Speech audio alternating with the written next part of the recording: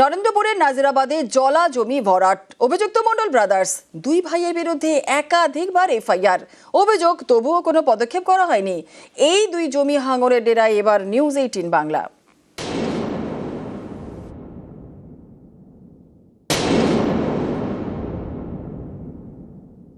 অসীমবাবু আছেন?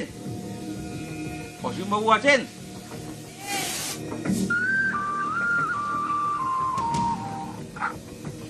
হ্যালো, হ্যাঁ অসীমবাবু, আমি নিউজ 18 বাংলা থেকে ইরন বলছিলাম। হ্যাঁ, আমি অসীম না। আপনার নাম্বার তো The number you are calling is switched off. Please call again later. এটা নরেন্দ্রপুরের নাজিরাবাদে প্রমোটার অসীম মণ্ডলের বাড়ি। এখান থেকে মিনিট 7 দূরত্বে দুটি গোডাউনে আগুন লেগেছিল 25শে জানুয়ারি গভীর রাতে।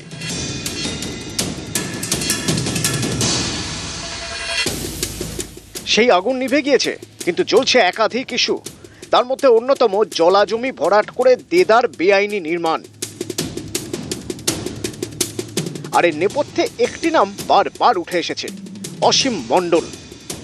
তার বিরুদ্ধে জলাভূমি ভরাট করে একের পর এক বেআইনি নির্মাণের অভিযোগ। অসীম মণ্ডল আছে, লোকাল প্রমোটার। উনি বেশি প্রত্যেকটা গোডাউনের পিছনে ওনার হাত আছে। অসীম মণ্ডল স্থানীয় প্রমোটার, তার ব্যবসায় রয়েছেন ভাই পবন মণ্ডল। এই দুজনের বিরুদ্ধে জলাজমি বুঝিয়ে বেআইনি নির্মাণের অভিযোগ। নাজিরাবাদে জলাজমি বুঝিয়ে তৈরি হওয়া 14 থেকে 15টি গোডাউন অসীম মণ্ডলের বলে দাবি।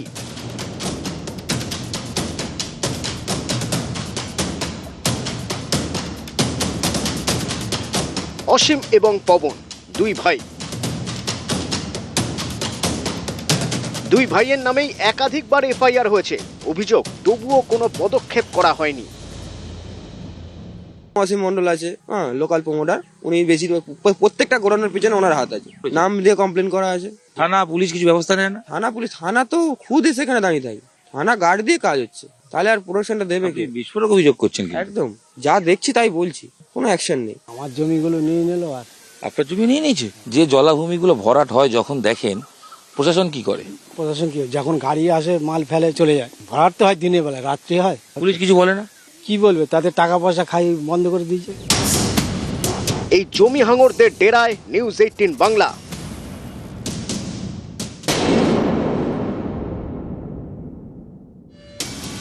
প্রায় 3 কাঠা জমির উপরে প্রমোটার অসীম মণ্ডলের পেল্লায় বাড়ি।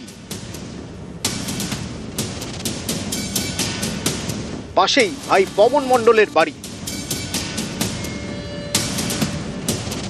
অসীমের বাড়ির বাইরে থেকে ডাকাডাকি করেন নিউজ 18 বাংলার প্রতিনিধি, কিন্তু কেউ বেরিয়ে আসেননি। ঘরের ভিতর থেকে এক মহিলা সাড়া দেন, বলেন অসীম মণ্ডল বাড়ি নেই। অসীমবাবু আছেন? অসীমবাবু আছেন? হ্যাঁ দিদি, কখন আসবেন একটু বলে যাবে?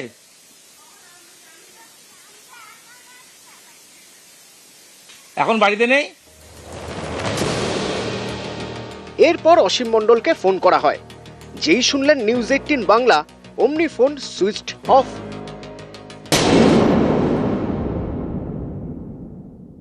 হ্যালো, হ্যাঁ অসীমবাবু, আমি নিউজ 18 বাংলা থেকে ইরন বলছিলাম। হ্যাঁ, আমি অসীম না। আপনার নাম্বার তো The number you are calling is switched off. Please call again later. যে নম্বরে আপনি কল করছেন সেটি সুইচড অফ আছে। দয়া করে পুনরায় চেষ্টা করুন। পূর্ব কলকাতার জলাভূমি বুঝিয়ে দেদার বেআইনি নির্মাণ। বারবার অভিযোগের আঙুল উঠেছে এই অসীম মণ্ডল এবং তার ভাইয়ের বিরুদ্ধে।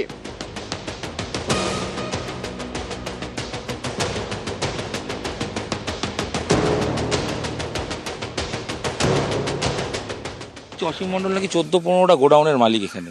না, গোডাউন মানে কতগুলো তা জানিনি। শুনুন, কেউ না কেউ কিছু একটা কাটি করছে যে এই বোধহয় ওকে অ্যারেস্ট করবে, ওকে বোধহয় ধরে নিয়ে যাবে, এরকম একটা প্ল্যানিং। ভয় পেয়েছেন উনি? হ্যাঁ, ভয় পাবেই তো। আপনি মেনে নিচ্ছেন যে আপনার দাদা বা ভাই এরা যা করেছে ভুল করেছে না ঠিক করেছে? কিছু জায়গাতে ভুল হয়েছে, ভুল তো কিছু হয়েছে। বারবার এফআইআর, তবুও মণ্ডল ব্রাদার্সের বিরুদ্ধে কেন কোনো ব্যবস্থা নেওয়া হচ্ছে না? মণ্ডল ব্রাদার্সের মাথায় কি তাহলে কোনো প্রভাবশালীর হাত? প্রশ্ন স্থানীয়দের। ক্যামেরায় খোকন দাসের সঙ্গে ইরণ রায় বর্মন, নিউজ 18 বাংলা। আরজিকর হাসপাতালে ভুরি ভুরি দুর্নীতির অভিযোগ। 2 বছর আগে টালা থানায় অভিযোগ করেছিলেন হাসপাতালের প্রাক্তন ডেপুটি সুপার আক্তার আলী। সেই মামলাতেই এবার তাঁর বিরুদ্ধে জামিন অযোগ্য গ্রেফতারি পরোয়ানা আলিপুর বিশেষ সিবিআই আদালতে। বিচারকের নির্দেশ, আক্তার আলীকে দ্রুত গ্রেফতার করতে হবে।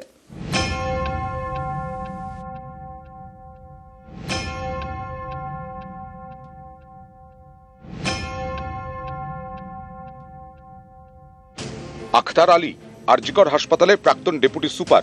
হাসপাতালে ভুরি ভুরি দুর্নীতির অভিযোগ তুলে 2024 সালে সরব হন। হুইসেল ব্লোয়ার হিসেবে নিশানা করেন আরজিকরের তখনকার অধ্যক্ষ সন্দীপ ঘোষকে। টালা থানায় অভিযোগও দায়ের করেন। এবার তার বিরুদ্ধেই গ্রেপ্তারি পরোয়ানা।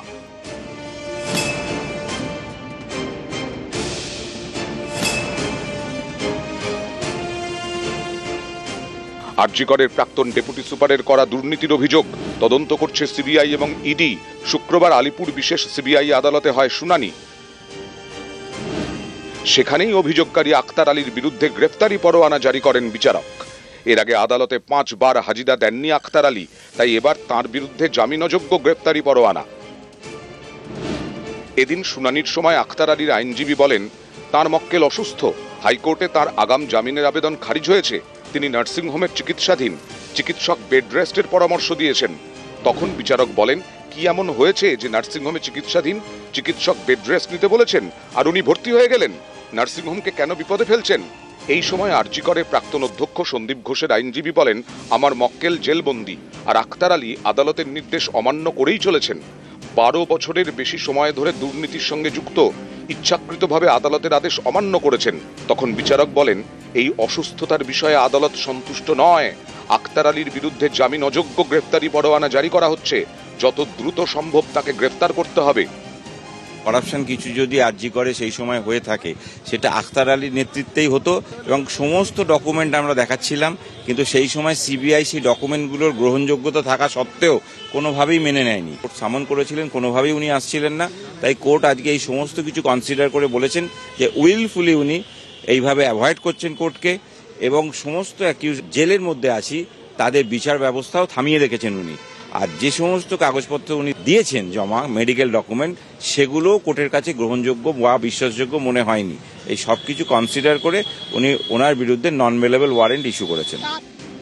2024 আক্তার আলী দাবি করেন, সন্দীপ ঘোষের জামানাতেই আরজিকর থেকে বেওয়ারিশ দেহ বেসরকারি ল্যাবরেটরিতে বিক্রি করা হয়।